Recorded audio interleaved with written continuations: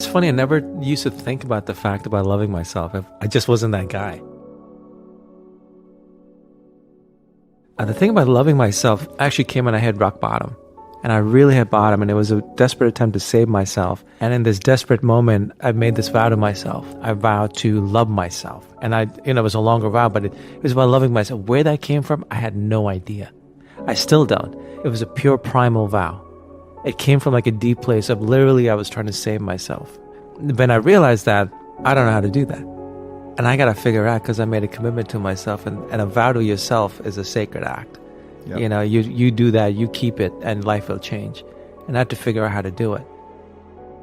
It's an internal thing. It's a mindset. It's a belief. It's a rock solid belief where your thoughts and your feelings and your emotions rise from. If they rise from there, then your life rises from there. There is no perfection.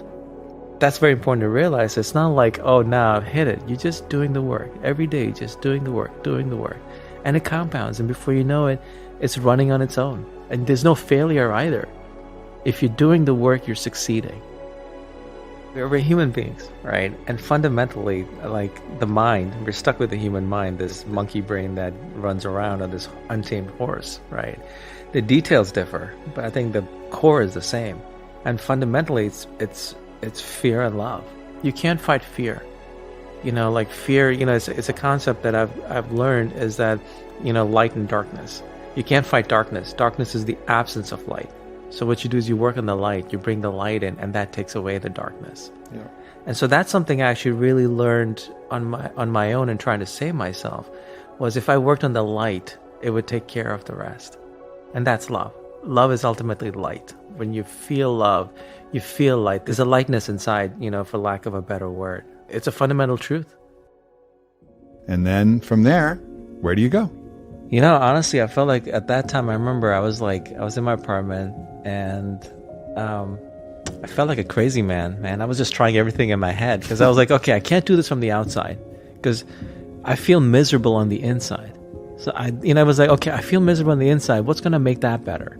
I'm just going to start telling myself this and see what happens there. So I just started repeating it to myself. I love myself. I love myself. And I just started doing it. And almost because I had nothing else to do, nothing else while I was trying to figure out. And I noticed it started to shift my thoughts. First of all, what it did was it stopped the other thoughts. Your mind focuses on one thing at a time. It's a horse. You guide it to where you want it to go. I noticed after a few days, something in me started to shift a bit. Like it was actually starting to run on its own a little.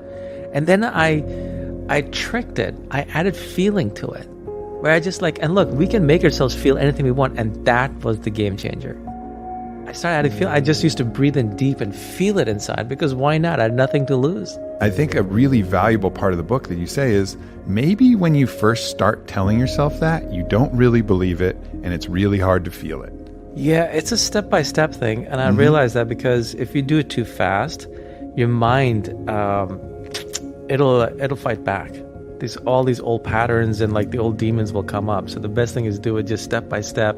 You deepen the groove, you feel it, then you add you feel that, oh, something's shifting, then you add the next, and it's very gentle.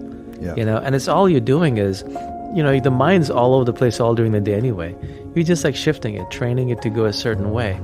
So I started doing that, and then I was doing it all sorts of things. I was doing it outside. I was doing my head. I was doing all these, trying other variations, and just I kept on coming back to this simple one, just making myself feel love for myself, adding in feeling of light coming in as I did that with the breath. And then when I breathe out, naturally I noticed gratitude. I would start feeling grateful. That came out of nowhere. That became the natural response from being in that state. And then, I started meditating, and I'm honestly quite lazy about meditating. So I kind of hacked it a bit, where I just would listen to one particular song, which was a classical piece of music. And it was 7 minutes long. And I would just do the same thing, but while listening to the song and meditating. And I noticed that after maybe about a week or so, the moment I put the song on, my mind would go into that state. I was just anchoring the state of mind to that music. So I made that a practice, added that in. Then another thing was I was doing in front of the mirror, and I realized if I looked at my left eye and I did it loud, it was powerful.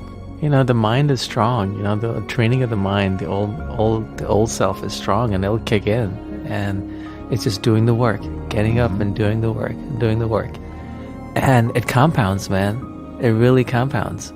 That's the beauty of it. Yeah. And when you started noticing it, doing it on its own, when you just walk around feeling it, that's a beautiful place to be. If you don't feel like you deserve to love yourself, you're going to have a hell of a time loving yourself. You can still do it, but forgiving yourself is really important. Yeah, it's actually not something I did in the beginning. It's something I came up with later, and I realized I needed to do that.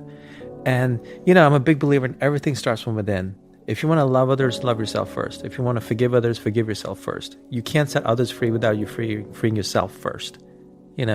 So and I'm someone who's always just working on his mind and trying to figure out how to be better. And I just came up with this little practice of how to forgive myself, and it worked. And again, it was a very simple thing. A lot of it is actually just a metaphor. And I realized, look, if I'm going to create a practice out of it that I'm going to share with others, as I do in the book, then here's how you do it. Before you start everything, first forgive yourself. Let go of the past. And now you can step in the future by making a vow and then doing the practice. And the self-forgiveness was very simple. I was living in California, and I drove out in my car to this Pescadero, which is a beautiful lighthouse there in Northern California, ocean over there, and hiked out to the water. And I just sat there, and I pulled out my journal, and I wrote down, I forgive myself, but I wrote down, for everything I was holding against myself. I forgive myself for, wrote it. I forgive myself for, wrote it, felt it, wrote it, felt it, wrote it, felt it, wrote it, felt it, until I was done. And then I actually I read it out loud again and again to feel the weight of what I was carrying. When you realize when you feel the weight of what you've been carrying, all the unnecessary garbage, you want to drop it. You're like, I don't want this anymore, right? And there's something about writing with a pen on paper. There's a power in there. There's a declaration there. So I did that again and again until I was ready to let go. Then I just hiked out to the ocean and then balled it up and just give it over. Give it over to bigger than me. Whatever's bigger than me, just take it. Because that can handle it. I can't, but that can. Sure. Right? And it does.